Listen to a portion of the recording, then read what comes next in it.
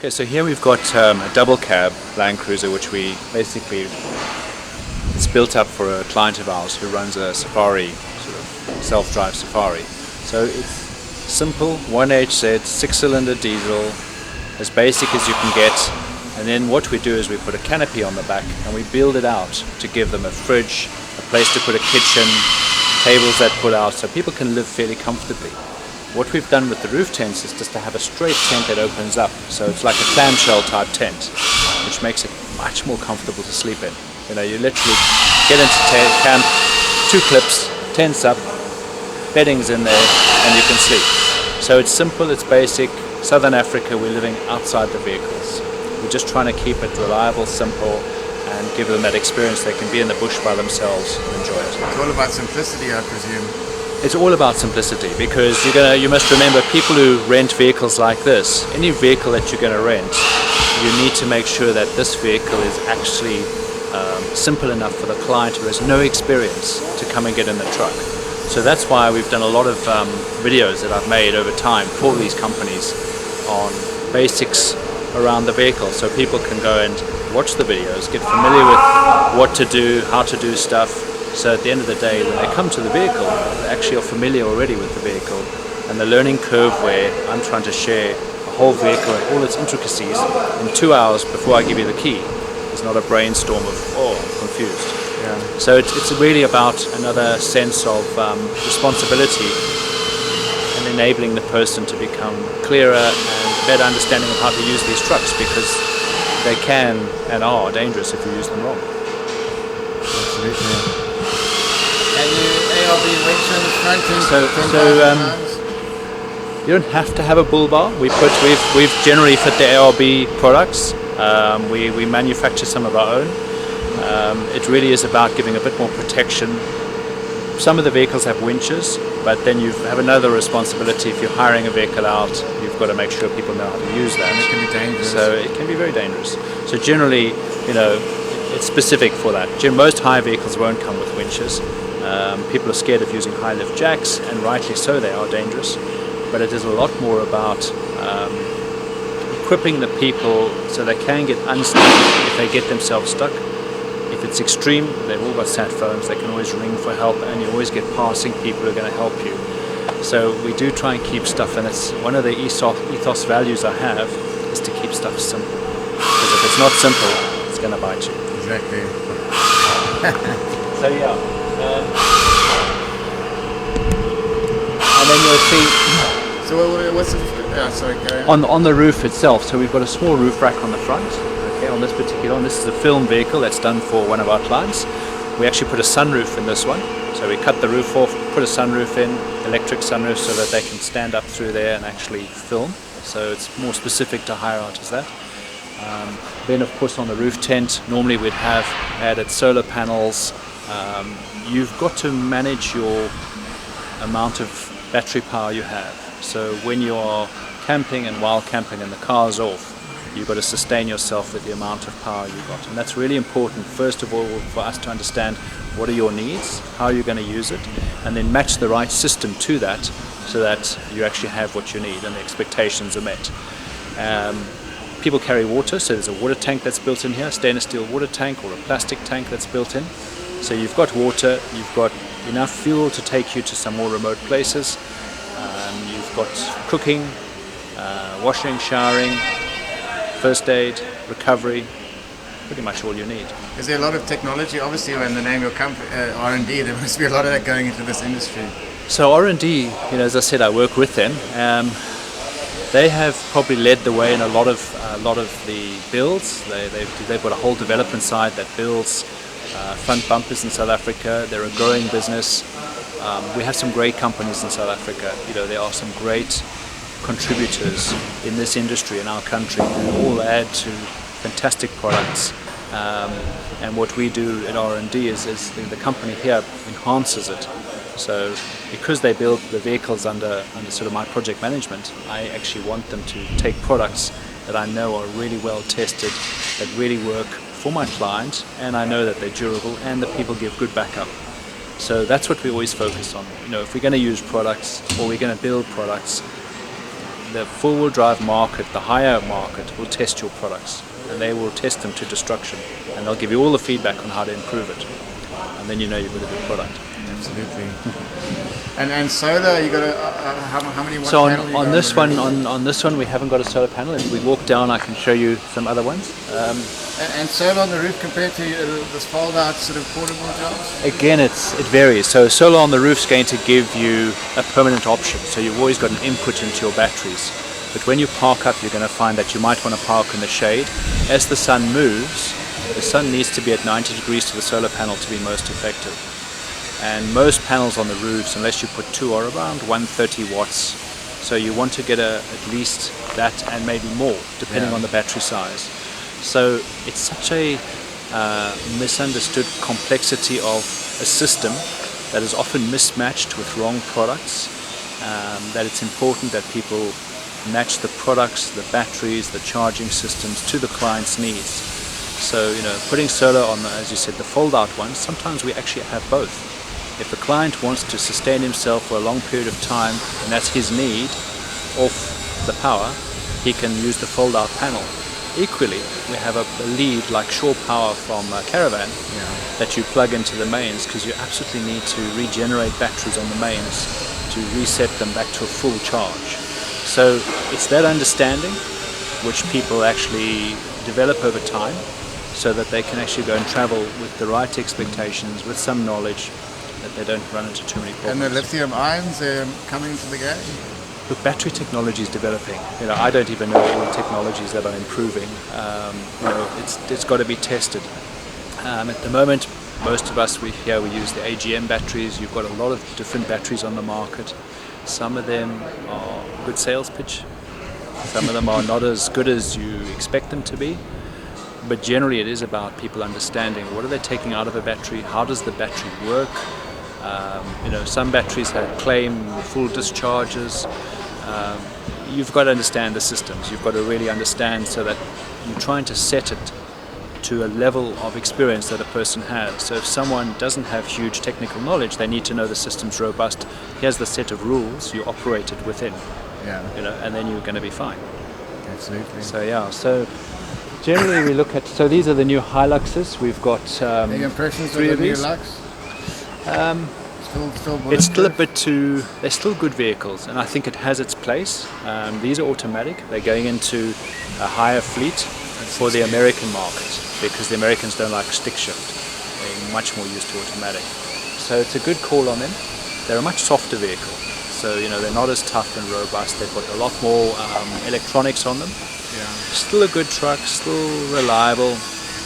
Will it take the punishment and abuse? Not as well as the Landcruiser. Is this made in India? The Hiluxes? I'm not sure. It's Malaysia, I think, does a lot of the Hiluxes. And then, I'd stand under correction there. And so we've got the Hilux, which is very new. Then you've got the 80 series. This is actually... This is a 4x4 royalties that stay in the classics. So this is my truck, actually, which is going to... This truck came out of England. We've just done a trip through Southeast Asia, where we shipped the truck out there and we drove right Vietnam, Cambodia, Laos, Myanmar, back into northern Vietnam. The north of Myanmar must be beautiful. It's stunning. It's humbling to see people hand building roads with a pole on their shoulders and a big barrel of bitumen. You wouldn't believe what they're doing there. You must have been one of the first guys to overland through there. We were lucky to get one of the borders opened for us through the contacts. We have very good contacts there, and yes, they opened up for us. And it's all about who you know in places like that.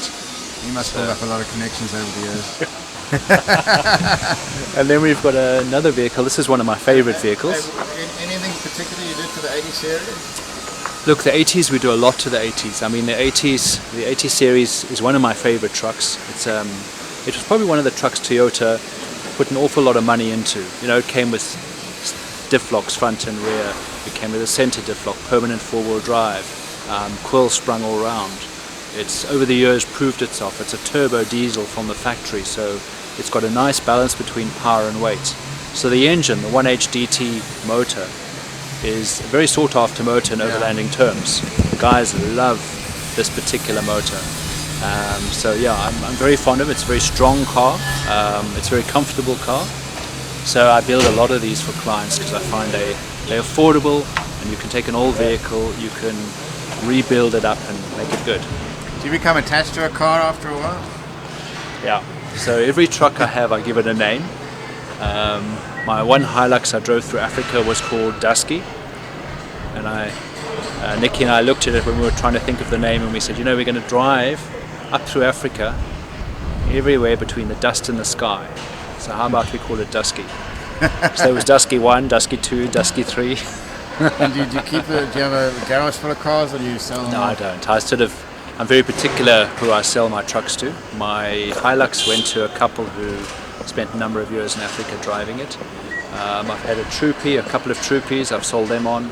My Discovery went to a Dutch couple who went through Africa. I think that's done 4 trips through Africa. And They need to go to a good home. They need to go to good homes. I'm very, very passionate about it. If people don't look after them, then I sort of don't want them to go to them. Yeah. I love a truck to be used. Yeah.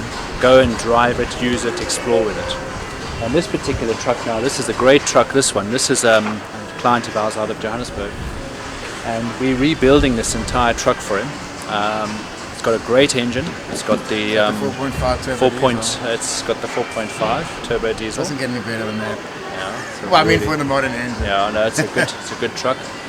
It's got the roof conversion, the Alucab roof conversion, which is a really good roof conversion. So you can live in this vehicle, and it's what we're going to do for this client, this couple. They've sailed around the world, so now they want to overland to different parts of the world, and we're going to build the interior of this truck so that they can live in and out of the truck. So it's a great challenge. Iconic truck.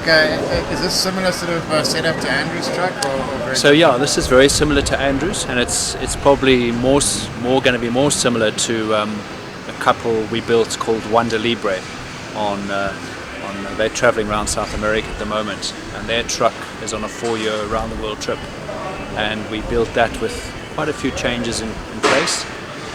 We've got interior heaters, we've got even had a loo in it, had fridges, inverters, yeah, you name it. Is the loo the thing the woman asked for first?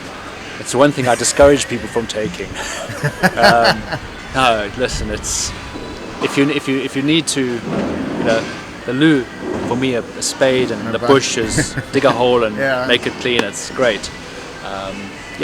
Everyone wants their creature comforts. Yeah. I think it's a balance about what you absolutely need, what you think you need, and there's a line between reality. And once you've had some experience, you'll realize you actually don't need all that you thought you did in the beginning. But only experience gives you that. And first 3 modifications you do to a truck?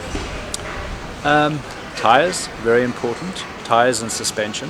That's sort of hand in glove. That's absolutely got to be looked at on the reliability. Then I want to look at where they're going with the truck as far as fuel and that goes, fuel and water carrying capacity.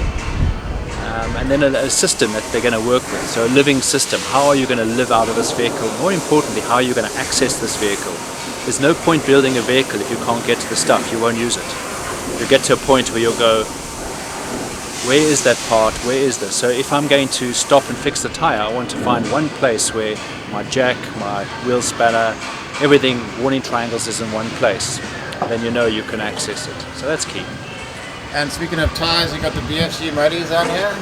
Yep. And a bit of a lift. It looks So like. this is an all-terrain tire. Okay. This has got a lift. Okay. We're going to change the suspension on this. It's got airbags on the back. We're taking those out. We'll put the correct springs in to carry the weight of the vehicle. Leaf springs. The rear's leaf and the front are coils. So, and then we're going to change the shock absorbers to the BP51s that Overlanders make. It's a great shock absorber. The uniqueness of it, which I found on the Canning stock route with Andrew, is that we could adjust them. So you're driving along, the ruts on the road are horrendous, you've lowered your tire pressures, you're trying to get that speed at the right speed where it's not shaking the back teeth out and the fridge is not falling apart. And you can now adjust the shock absorbers, which just give that nice tweak on the rebound or the compression, so you can just get a nice balance, and that makes a big difference. They're expensive, but hey, you know what, if you're going to do a big trip around the world, it's a consideration. And the Ironman trucks have a similar sort of thing? There are a few different makes. Terrain Tamer make shocks like that. There are a lot of different makes. Yeah. At the end of the day, the products have got to do the test of time before I want to put them on a truck that someone's going to go a long way from any help. So, I wouldn't say they're any bad products. Yeah. It depends how people use them. But it's got to be products that you can get spares for and that you absolutely are not going to be stuck in the middle of nowhere. So it has to go on your truck before it goes on anybody else's truck. Sometimes. Sometimes I don't spend as much on my truck, but yeah, I think I'm very mindful of products we put on people's trucks. And also not getting swayed by people trying to make offers to you saying, like kickbacks and stuff will put in Not there. interested in that. For me, it's not about that. That's why I remain independent. That's why I consult to my clients and I project manage the vehicles for them so that they deal directly with R&D and with our mechanical workshops so that the basically decisions that I make with the client is for their best intentions and for the outcome of their trip. That's my name on that truck when it's built, and I want to know that the equipment we put in is right. It's important. You literally sign your name on the truck? Should, eh? It's not a bad idea. No, that's not that. And the interior, have you done any work on the interior of this yet? On this one, not. So this one we've actually just designed the whole concept. So typically what will happen is people will come to me, we will sit down, design what they want, then we climb in the car on this one particularly and we work out how is this going to work for you, and then we'll actually mock up stuff and then we'll draw it on a CAD drawing so that they've got a very good representation of what this truck's going to look like. And then we'll take photographs of similar trucks we've built and we'll say, right, you need to understand that what you expect and what we deliver are going to match up, and more importantly, is it going to work for you? So everyone has a different. One Delibre wanted an interior cooker built in and a loo built in, and we used an alcohol stove because they've traveled widely and you can't always get gas. These guys are happy to start off with gas because they're not going to go quite as extreme. So in different parts of the world you can't fill your KDAC cylinder. Yeah. You have to either get another cylinder. Now where do you store it, or how do you cook? So things like that need to be looked at. Generally you can charge all your electronics through an inverter or solar power or USB or extra batteries and that, so that's not a problem. Cooking can be a challenge, cooking on fires. So to sum it up, you're looking and saying you need a good solid vehicle, you need good recovery kit, good first aid kit, spares kit, repair kit, tool kit, and with all that put in, you've got to look at it and say, well, have I got what I need? Because too much is no good either. You'll drag it around the world and come back. So it's really knowing how much you need of something. Okay. So this is your typical. So what we've achieved here is basically a very accessible kitchen, and it's really important that it's not just the guy's truck, it's actually the lady's truck too. So there's a part of it where you've really got to get that right, because people come back and they have really good ideas, and I've had some amazing ideas from wives who've gone on trips and come back and say, this just really doesn't work for me. So little things, it's accessible to have compressed air, knives you can get to tin opener, and there are so many ways you can build this. This isn't the answer for everyone. This is just a solution which we've created in conjunction with the client. A little shelf which basically sits there, secures on there, and then generally what I say to people is cooking water takes a lot of gas. So I actually fit a jet boiler into most of the vehicles because you can get a lot of water heated very quickly, take it out, put it here, coffee, tea, it's accessible. In underneath here, More storage. storing bags, different types of bags we have made up for our clients. Or you can put wine down there, soft drinks, so lots of options. Voice cameras. Yeah, camera too. And again, it's not so obvious where stuff's hidden. So a lot of stuff out of sight, out of mind. You wouldn't even know that there's. You wouldn't even know that if I didn't show you. You wouldn't know that. And these are all fabricated in-house. We make all this stuff here. And then we fit fridges, so we use both Engel and we use National Luna. They are two exceptionally good products I've had good experience with. There are other products on the market that also equally do the job. Again, a fridge is about, you know, reliability, service, backup, support, a product you like and familiar with. Yeah, I've used lots of different products. And fridge, freezer, pros and cons? I think a lot of people like a separate freezer compartment these days where you can actually buy your meat. I always say buy the meat, vacuum pack it, layer it. In the days when I used to work with Penduka, we never had fridges. We actually had an ice box with dry ice, and we would keep frozen meat for 2 to 3 weeks. We're allowed to open it once a day. Take one layer off with dry ice and newspaper. And the last few days were marinated and tasted was not so good. So you had warm beers and cold meat? Yeah, no, the beers. When on my trip through Africa, I'd hang a beer on a sock, and I'd wet the sock, and I'd hang it out on my mirror, and drive the last 20 k's or so, and I'd have a cool beer, never cold. So yeah. Isn't that the best part of overlanding? Once everything's done, around the fire, telling stories. It's the part. I think when you stop at the end of the day, and you can get a table and chairs out, and you can get a drink and sit and relax, you know, quickly. That's always the thing. Guys like to quickly sit down, and it's part of taking in the end of the day. You know, sunrise, sunset. They're beautiful times of the day, and it's very special. The light is good. You can photograph, you can film. It's just a great time of the day. So yeah, I do like that. And you normally stop at 4 o'clock? Yeah, I would say generally I like to. By sunset, I want to be in camp. If I'm not sure where I'm going to stay that night, I will basically stop earlier. And if it's wild camping and I'm not sure, I'll stop early. I'll eat early. I'll try be lights out when it starts getting dark, so I'm not a little beacon in the middle of nowhere. Otherwise you get curious people coming up. Or I'll stop somewhere and just ask a local village whether they mind if we camp. You know, and you'd be surprised at how people are so good at letting you in and allowing you, welcoming you. It's fantastic. So, you know, people are often too scared to stop and ask. Yeah. Either directions, or I remember coming through Zambia and we were totally lost. Very remote, this is 30 years ago. And this guy came on a bicycle on this path, and I said, well, I'm sure he can't speak English. And I was so wrong. He spoke in the most beautiful Oxford English. It put me to shame. And yeah, so you can really interact with people where you can. And the security part, is it safer being in the rural areas in the city? Generally it is. You know, you have to go to cities. I mean, we all have to pass through cities. So I will say to people that if you're going to go into a city, you know, park up your vehicle and use local transport around. You know, lock it up, keep it safe, pay someone to look after your truck. Yeah. It's really important that you do that. That you actually, you know, locals will look after your truck. You'll pay them some money, but it's worth it. You know, and in my mind, it's about working with them.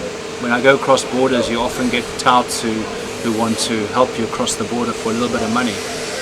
You know what? Sometimes you get scammed for a few bucks. They're also making their money. It's not the end of the world. You've paid someone, you've given a bit of money away, you change money. I love changing money at the borders. I have a lot of fun with the guys. And actually, they're all there to make a bit of money. And I tell them, you're going to make some money. But if you crook me, and actually you realize that, you know, they're not there to scare you. Yeah. They can actually be quite helpful and give you some quite good tips and that. And often, you know, driving, when you pass someone coming the other direction and you're traveling, I always keep a big map, like a Michelin map, and I'll stop the people and I'll sit down and we'll take the map out, put it on the bonnet, and share your information where you've come from and where they're going to. And if you write that on the map as you go, it's a great way to share useful information. Really. And you know, you meet someone new who knows where he's been or what he's seen. He might just give you that tip you need, you know, which is great. And wild animals and stuff like that? Look, you've got to know your stuff with wild animals. I think, you know, people can often be a little bit too casual. You know, elephants come into camps and that. Generally, you know, the elephants that come into camps, they're not always a problem. They can be a problem. I would say to people, rather don't tempt a situation. If you can get away from the animal and give it space, give it space. They tend to operate in an area that they know, and you might just be by the tree where he wants his amarullas. You he wants his amarullas, and you're in the way, you know. So yeah, I've had encounters with lots of different animals. You know, I've had lion walk right past our campfire. But when you're wild camping, there are chances of other animals for sure. But generally, they're not really out there to do you harm. Just no, not at all. And always 2 spare tires. When you're going to go to remote areas, absolutely. Even if you just take a spare tire, not a second rim. Yeah. Because there are countless times when you can go and you can't get another tire, and probably not another BFG or Cooper tire or whatever fancy make you put on your car. Tires are critical. You know, I invest money in tires. If I've repaired a tire, I will take it off and I'll put a spare on and keep the repaired one as my spare. So yeah, generally 2 tires. They don't always have to be like this. This is the dual wheel carrier. It's a good place to store them. Some vehicles like the 80 series, you can still put one underneath, one on the back. I try and reduce the weight on the back here, although we've got the high lift here, we've got a shovel here. You're all about weight reduction, aren't you? Yeah, weight reduction, accessibility, weight reduction, where you can put stuff. In some vehicles you're forced to make decisions that aren't maybe most ideal. In others, you know, we've got a roof tent that takes up the entire roof. So you want to keep the roof light. If you've got jerry cans on the roof, 90% of the time they must run empty. Fill them up when you need them and super siphon them into the tank as quickly as you can, so you're not riding with that extra weight on top. And the safety of rooftop tents, people falling out at night when they're going for the toilet? Yeah, it can happen. It can happen, falling off the ladder and that. I think any accident around the campsite can be dangerous, you know, because if you're in the campsite and you have an accident, that's the problem. So people need to be mindful about going up and down ladders. I'm very happy with the ground tent as much as I am with the roof tent. There's pros and cons to both. I think the roof tent offers you the fact that all your bedding stays in and it's quick and instant. If it's like something like this, you can climb into. And you're off the ground with people who are You're off the ground and that makes it easier. You know? Just take a little B-day and there you go. Well, there's a question. And it's often a question asked when people go, well, what do I do at night and pee? And you hear stories where guys have peed into a bottle and they haven't closed it properly. Or they drink it. The next morning. So if I'm going to do something like that, you know, bucket works. If you're going to climb down the ladder at night to go and have a pee, just have a nice bright torch. You know, check around. Pee right by the ladder. You know. Make sure you don't fill with whiskey. So the setups in a vehicle vary totally. Again, it's all about accessibility. There's no right or wrong way. It's just about a system that's durable, that's going to work, that you can access. You know, and everyone has opinions on stuff. So table slides out, drawers for food in that, water tank in the back, storage. Then you've got to look at water purification. I like a Lifesaver. I've used them. It looks like a jerry can, 20-litre jerry can. You pump it up and it basically passes through pressure the water through a purification membrane, like a straw type system. It works well, it's convenient. We build purifiers into vehicles. I don't like taking bottled water. I like to drink good water where I can get it. Wells. If the well water's from a well, you'll know it's probably quite good. And if you get a bit of an upset stomach for a day or so, well, get used to the water. Yeah. Far better than bottled water that's floating around your truck. Rattles around. Yeah, totally. So generally it's a system. And speaking of rattling, how do you make sure things stay where they're supposed to stay? Everything in the vehicle needs a home. We have bags made up for stuff to protect stuff. So most gear gets damaged without you using it. It gets damaged when it's stored in the truck. And that's the harsh reality. You know, the wear and tear on the kit is traveling. So if you can take your kit and you can pack it properly, if you pack a spares box, pack it so the stuff doesn't get worn and buggered up. Pack everything so that you can access. It's got a place you can go in. It's in a bag or it's in a place where you can get to it. You know, more time and effort you can dedicate. Great places to put stuff. And that's what it's about. It's basically creating places to put your kit where you can get to it. Absolutely. And especially in an emergency. And your high lift jack, people are scared of high lift jacks. The air jack, is that an option? The high lift? No, well, of of course it's an option. It depends on where you're going to go. It also depends on underneath of your car where you're going to use an air jack. And it's not always applicable, and also they're quite big and bulky to store. Some are really good quality and some aren't such good quality. So in my mind, if I'm going to take an air jack, I need space to store it because they're quite big. Yeah. I prefer the round ones, but I always take a high lift jack because there are times I don't use it to change the wheel. I use a bottle jack to change the wheel with a board underneath. Even with the bigger tires on. Absolutely, yeah.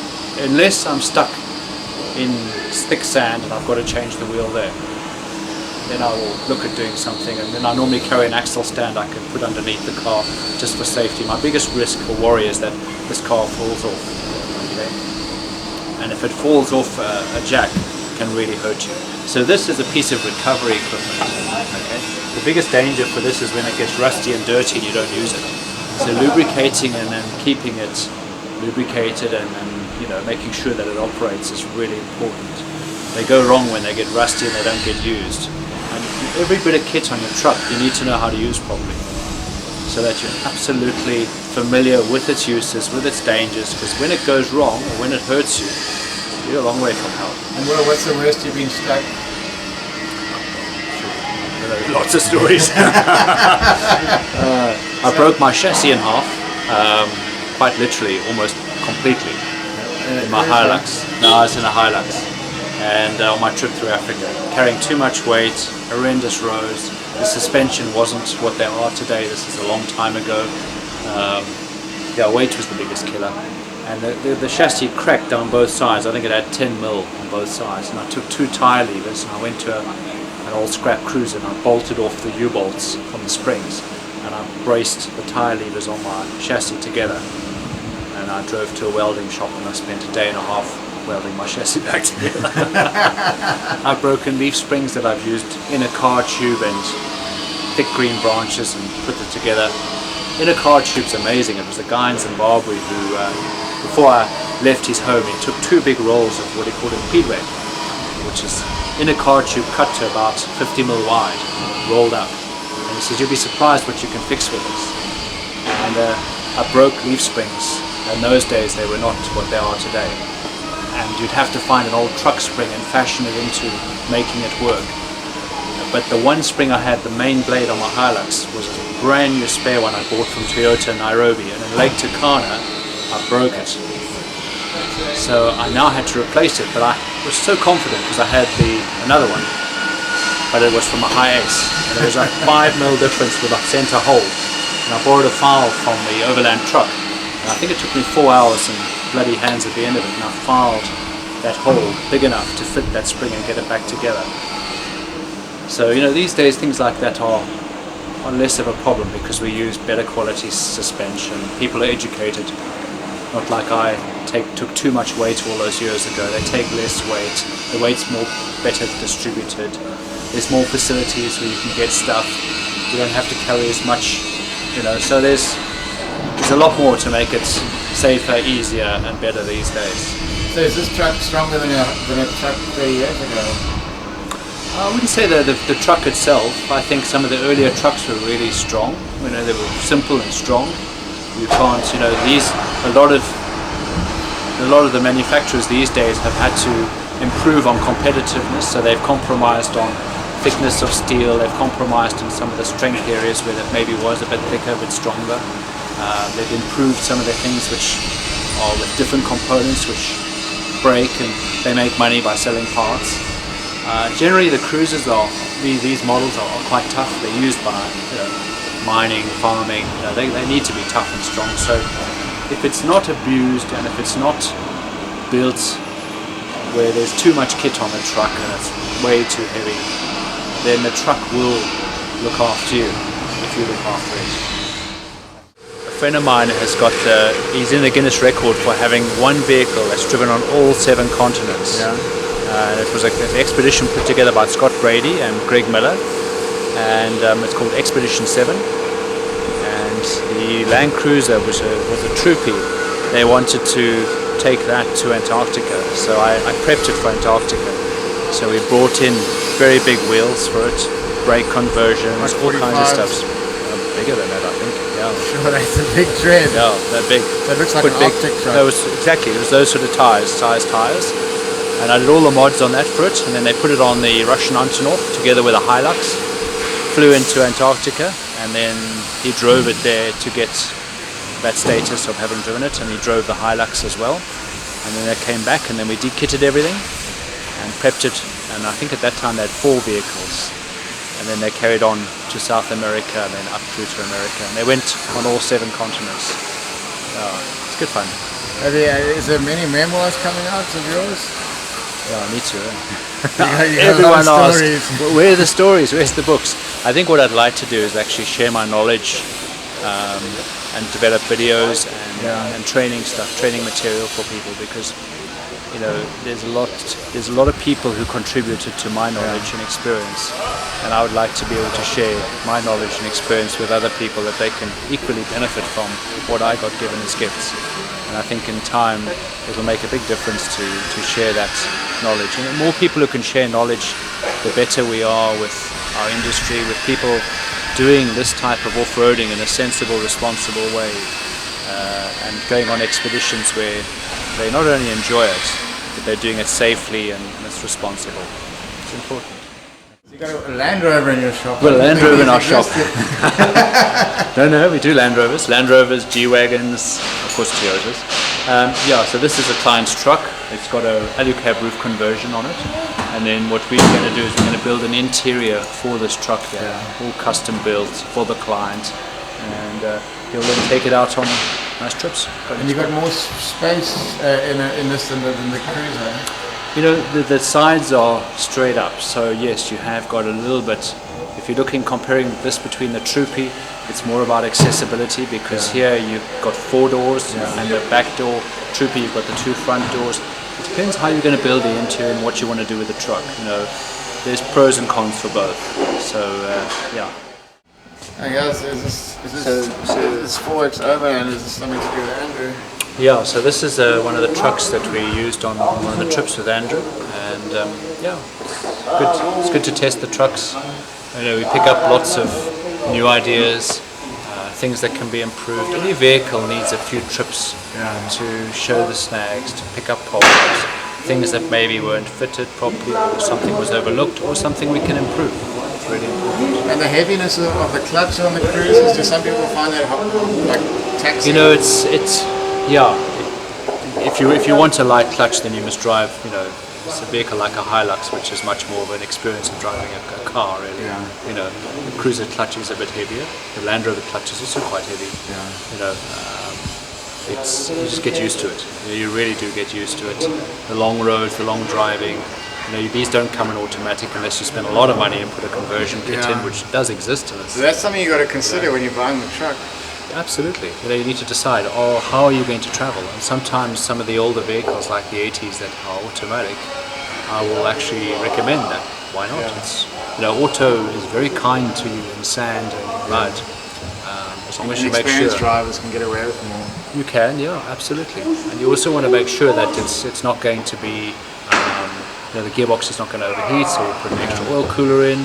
Make sure the gearbox is serviced, new oils. It's a lot of overlanding is about maintaining your vehicle. Whether it's keeping grass seeds out of the radiator, or you've driven through a river where there's a lot of mud that you've gone through, cleaning the brakes out. It's maintenance, it's looking after the vehicle that's important.